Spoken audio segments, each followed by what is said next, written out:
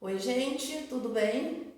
Na aula de hoje, nós vamos aprender sobre sinais vitais, que são parâmetros essenciais para avaliação da situação de saúde do paciente.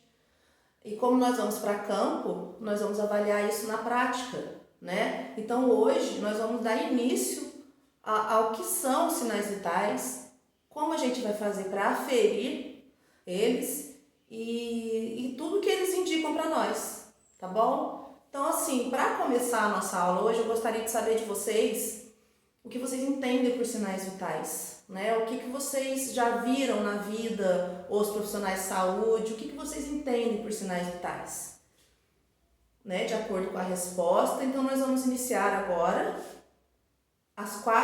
os quatro parâmetros básicos dos sinais vitais, tá bom?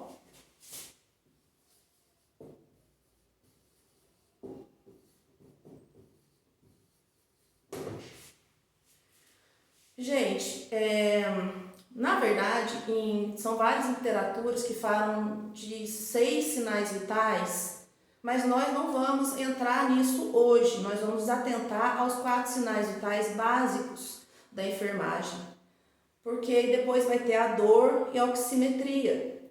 Só que a dor e a oximetria nós vamos ver mais na prática e numa outra aula isolada. A oximetria, inclusive, começou a ser muito usada agora como parâmetro na triagem da Covid, para síndrome gripal. A gente usa muito, então vai ser muito importante para vocês saberem sobre o uso do oxímetro de pulso e quais são a referência dele, tá, gente? Então vamos lá.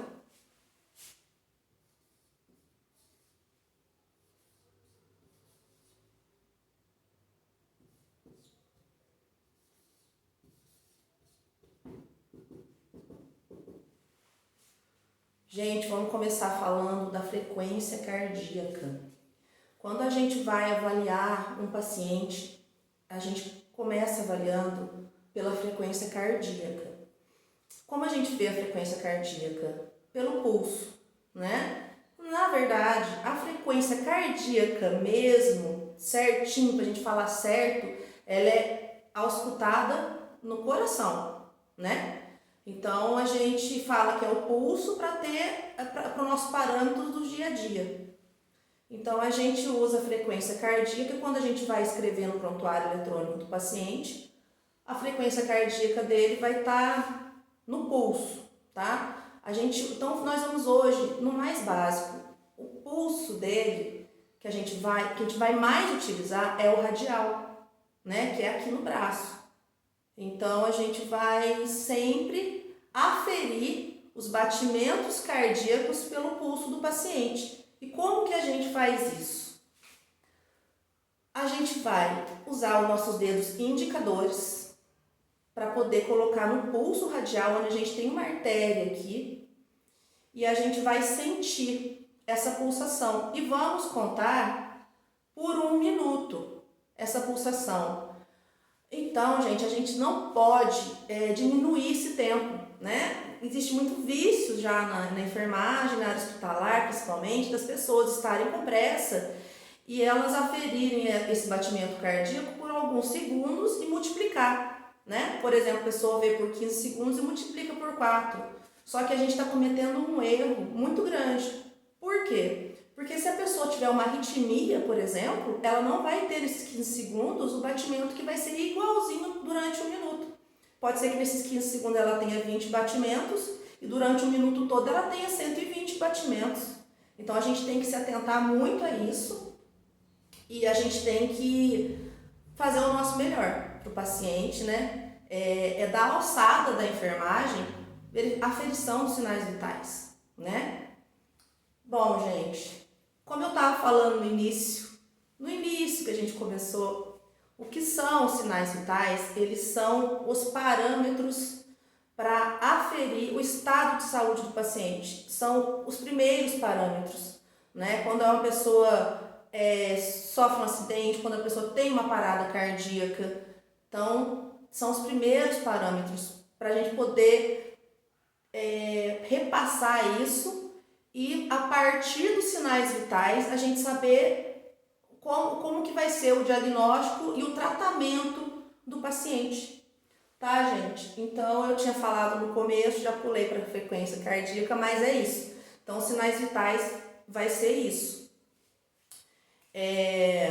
A importância total. E pro técnico de enfermagem, para ele ser um bom técnico de enfermagem, ele tem que saber isso muito bem. Então, a gente tem que ter confiança no técnico de enfermagem, né? Então ele tem que ser fidedigno. Não pode chutar, não posso ver mais ou menos, não posso fazer por aproximação, tá bom, gente? Então, assim, vamos para a frequência cardíaca, vamos para valores de referência.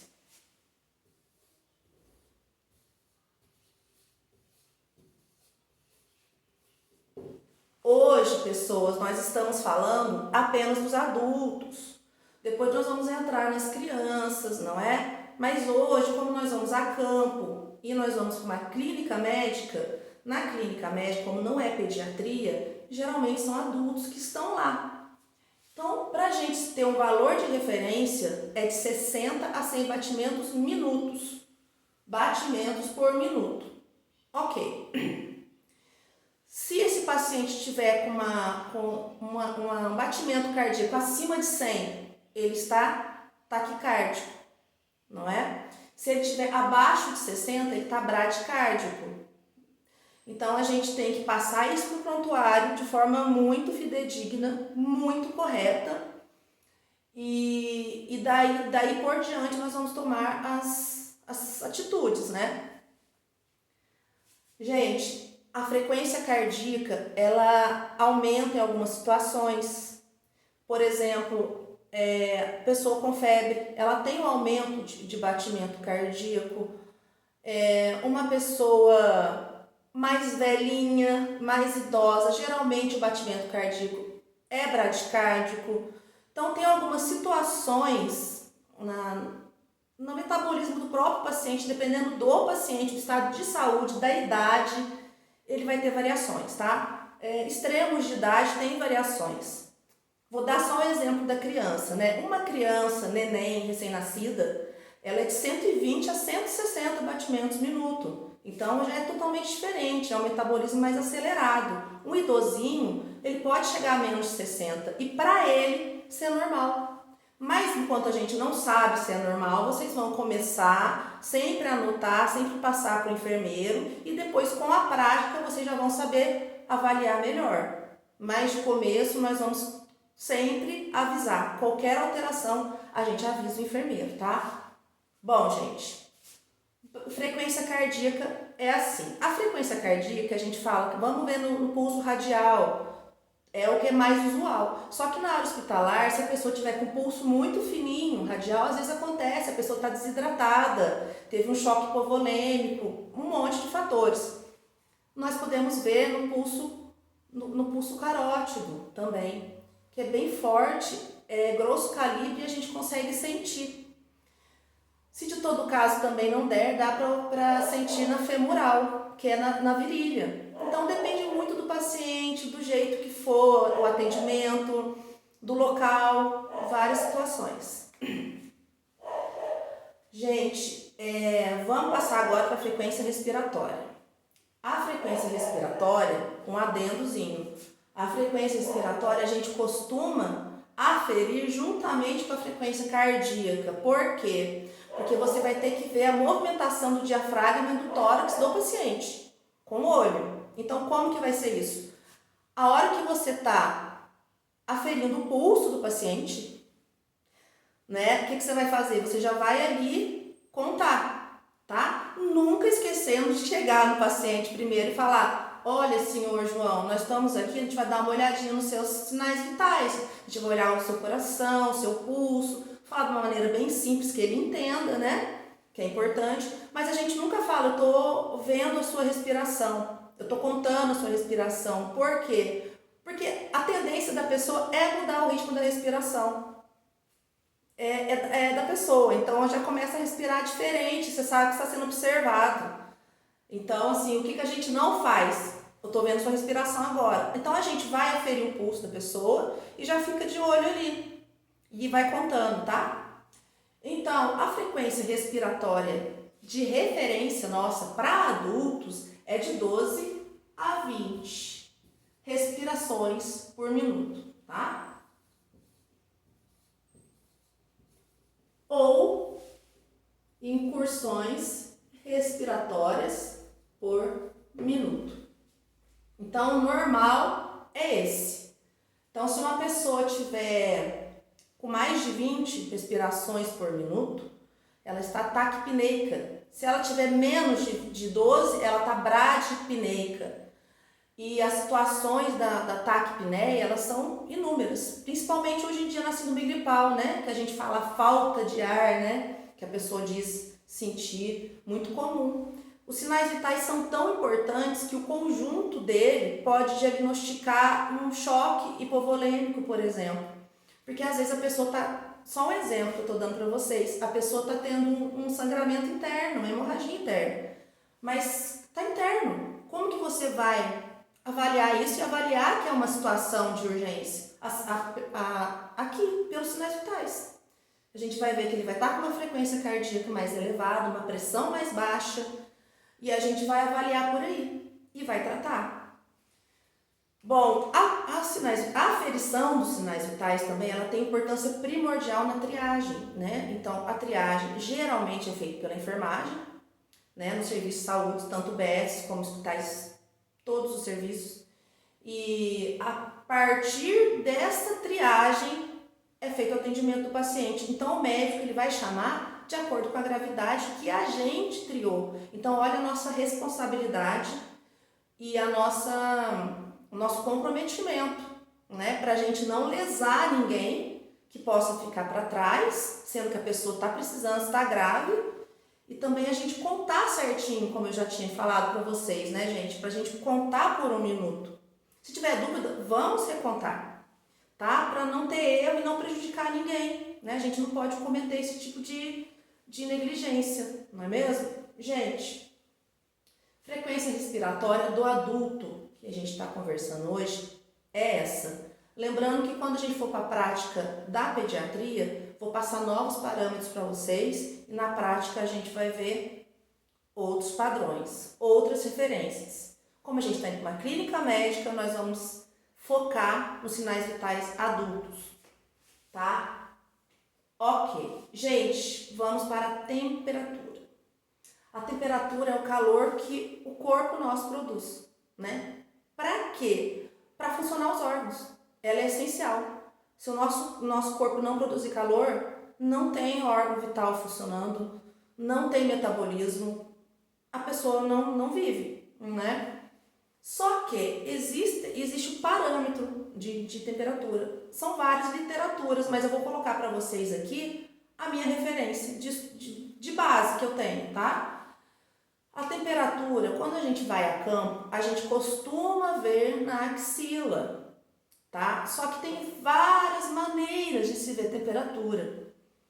Inclusive, quanto mais interna for aferida essa temperatura no corpo, mais fidedigna e mais alta ela será.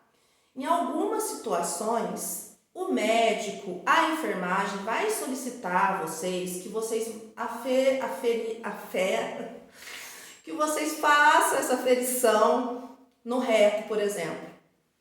Quando for num caso de suspeita de apendicite, por exemplo. Mas são casos que vão ser pedidos, solicitados, então vocês não vão fazer por conta própria. Como que a gente faz, então, a aferição da temperatura? Sempre axilar.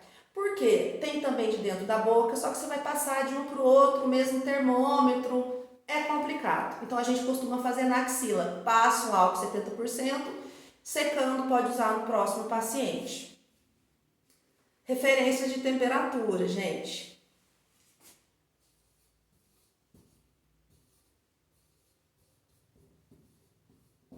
36 graus a 37,4 está como normal. O que acontece? Os extremos de idade, como a gente já tinha conversado aqui na nossa aula, eles apresentam também diferenças. Por quê? Metabolismos diferentes, questão de tecido adiposo da pessoa, né? A pessoa, quanto mais gordinha, a temperatura tende a ser mais alta. Um idoso que não tem muito tecido adiposo, gordurinha, ele vai ficando atrofiadinho. Então a temperatura dele tende a ser mais baixa, né? Mas a base para nós avaliarmos, e como eu já falei, a gente sempre, qualquer dúvida, passa para o enfermeiro, para a gente ter essa certeza, né? A clínica, a habilidade vem com o tempo. 36 a 37,4 é o normal do adulto, é a referência. Abaixo de 36 é hipotermia. Acima de 37,4 a gente considera febril. 37,5 até 37,9 a pessoa está febril. 37,9 em diante é febre ou pirexia. Vocês vão ouvir muito falar sobre isso.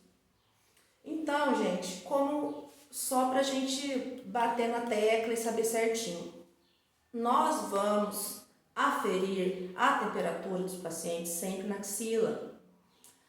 Se for solicitado por algum motivo especial, a gente vai fazer em outro local do corpo, mas é o base, é o padrão, tá? Gente, qualquer dúvida, o que vocês querem colocar na aula, o que vocês observam, alguma questão? Então, foi me perguntado aqui como que a gente vai avaliar se está normal no paciente ou não uma temperatura um pouco mais baixa. Um paciente adulto. Ok, vamos lá, vamos pensar aqui comigo. Esse paciente adulto, ele está num ambiente muito frio, tem um ar-condicionado, ele está sem a vestimenta adequada. Então, assim, a gente pode ver um ambiente para poder também ter essa visão e juntar tudo e ver se o motivo é realmente do corpo do paciente ou se é do ambiente que está fazendo isso com ele. É muito importante a gente ter a visão do todo, não só do paciente todo e do ambiente que ele se encontra, tá? Gente, também existe algumas diferenças entre febre e hipertermia. A febre, ela é um combate do próprio organismo a algum micro-organismo que está atacando. Pode ser um vírus, né, como a Covid, por exemplo, dá febre, ou uma bactéria, uma amidalite, uma infecção na garganta, vai ter febre, porque ele está combatendo esse micro-organismo aí. A hipertermia, a gente tem que ter isso em mente, ela é uma reação do sistema nervoso central, geralmente com externo.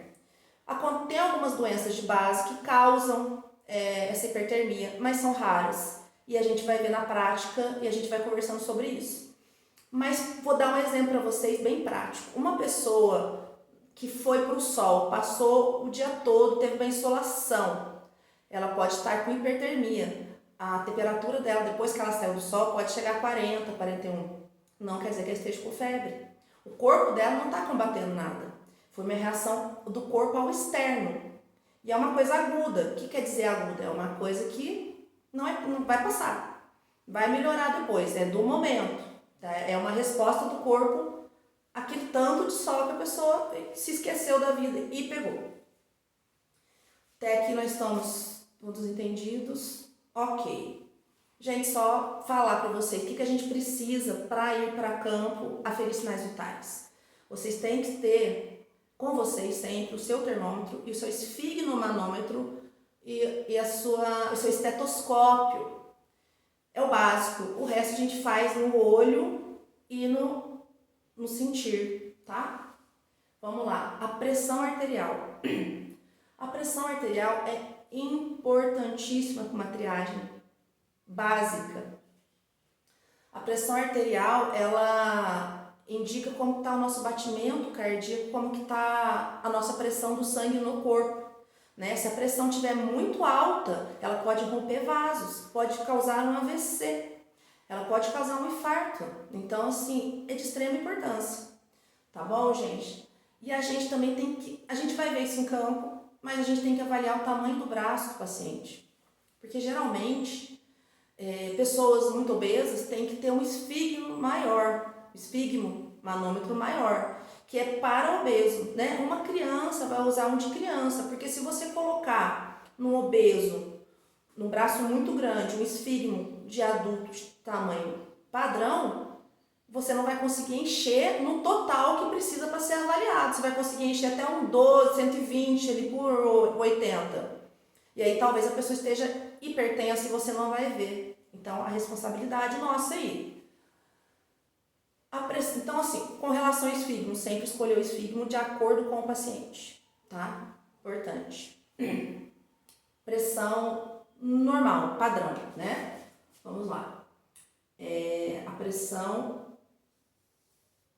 80 a 89, diastólica. A pressão 120 a 139, sistólica.